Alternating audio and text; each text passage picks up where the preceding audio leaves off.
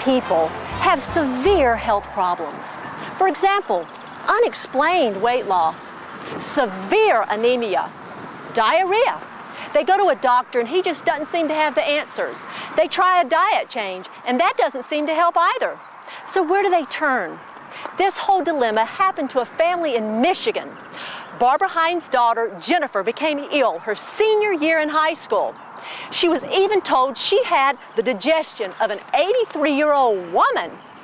But finally, after 2 years, the diagnosis and the cause finally came. And I was thinking it was like mono or, some common teenage thing.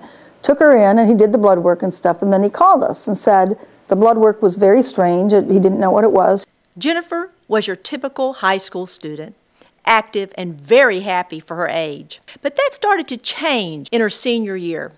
She rapidly started losing weight, eventually dropping almost 40 pounds, all the way down to about 100 pounds, and became so sick she would miss almost 20 days of school.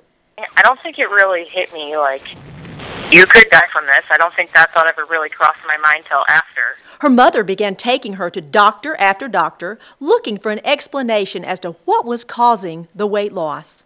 She had had tests for celiac disease, but it didn't show positive. So we started on this long journey, and a large part of this problem was blood related. It ended up being not a blood disorder, but something that had attacked her system and thrown everything all out. After 2 years of almost constant pain and visits to doctors, a test from a physician in Texas finally revealed that Jennifer did in fact have celiac disease, a condition that makes the body intolerant to the slightest amount of gluten. I actually think it was harder for my mom than it was for me to sit and watch me go through it. Gluten is a protein which comes from grains such as wheat, barley, or rye, and can be found in many of the common items on shelves today, such as breads, cookies, flour, and pasta. When those with celiac disease consume wheat, it damages the villi in the small intestine where nutrients are absorbed. The Hallelujah diet does offer numerous substitutes for the gluten-containing foods. What they think happened to her, they think that she had this virus or pesticide or something that hit her system and blew everything out. And this is all related to the gluten and how that had damaged her system. For Jennifer, eating lots of raw and vegetarian foods is one way to stop the issues she was experiencing. Even after she discovered she had celiac disease and eliminated all gluten from her diet, it still took a long time to repair the damage to her digestive system. It took about, I think, probably 18 months before I really felt any different. And I think that it took that amount of time for those villi to regenerate from, years of insult and being allergic to something that I didn't know I was allergic to. All of those problems that I had just completely turned around. Research has shown that approximately 1 person out of 133 deals with some sort of gluten intolerance.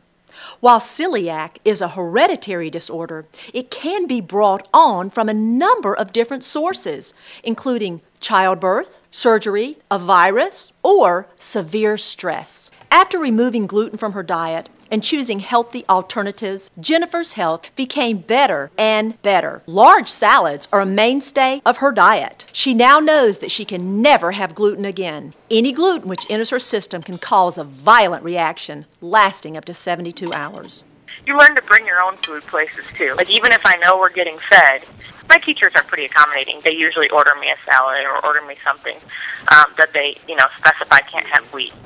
We have heard of others over the years here at Hallelujah Acres who have celiac disease. In fact, there's a testimony right here in our latest Health News, number 66, of a family where one member did have celiac, so the whole family adapted the Hallelujah diet and experienced the benefits of a whole food, nutrient-dense diet. We have even heard of folks who do not have the gene for celiac but cut gluten out of their diet, and they see improvements and they just feel better. So, if you want to learn more about celiac or gluten sensitivity, go to www.hacres.com/magazine. I'm Melody Horde for HATV.